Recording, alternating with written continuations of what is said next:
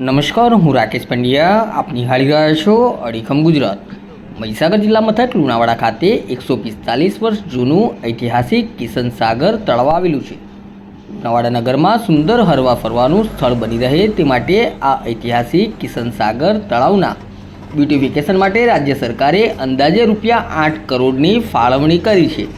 પરંતુ આ તળાવની ફરતે વર્ષોથી અસામાજિક તત્વો દ્વારા વ્યાપક દબાણો કરી દેવામાં આવ્યા હતા, જેના કારણે બ્યુટિફિકેશનની કામગીરી શરૂ થઈ શકતી નહોતી. પાલિકા તંત્ર દ્વારા આશરે 2 થી 3 માસ અગાઉ તળાવની માપણી પ્રક્રિયા હાથ ધરી હતી, જેમાં અંદાજે 5 એકરથી વધુનું દબાણ જણાઈ આવ્યું હતું. ત્યારે આજરોજ જિલ્લા પોલીસ વડા જયદીપસિંહ જાડેજા, પોલીસ અધિકારીઓ, પોલીસ જવાનોની ઉપસ્થિતિમાં ચુસ્ત પોલીસ બંદોબસ્ત વચ્ચે દબાણ દૂર કરવાની કામગીરી હાથ ધરવામાં આવી હતી. 4 થી 5 જેસીબી મશીન અને ટ્રેક્ટરો દ્વારા કાચા પાકા બાંધકામોનું ડિમોલેશન હાથ ધરાયું હતું. આ કામગીરીમાં લુણાવાડા પાલિકા પ્રમુખ કીર્તિ પટેલ, ઉપપ્રમુખ દિનેશ ડામોર, કારોબારી અધ્યક્ષ સમીર મહેતા સહિત પાલિકા સભ્યો, ચીફ ઓફિસર નૈલેશ મુનિયા, પાલિકાના અધિકારીઓ, કર્મચારીઓ, ફાયર સ્ટાફ ટીમે હાજર રહ્યા હતા.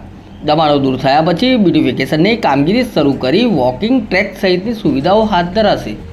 બધાનું બુલડોઝર હવે લુણાવાડા નગરપાલિકામાં પણ ચાલ્યું છે. અહીંયા આપણે આ તળાવનું બ્યુટિફિકેશન માટે 7 કરોડની ગ્રાન્ટ મંજૂર થઈ છે.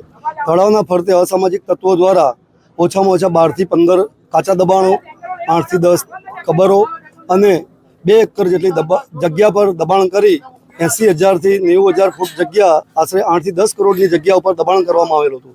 નગરપાલિકા તંત્ર, વહીવટી તંત્ર, કલેક્ટર સાહેબના આદેશ અનુસાર અને એસપી સાહેબની સૂચના, સીધા માર્ગદર્શન હેઠળ આ દબાણો દૂર કરવાની કામગીરી ચાલુ કરવામાં આવેલ છે.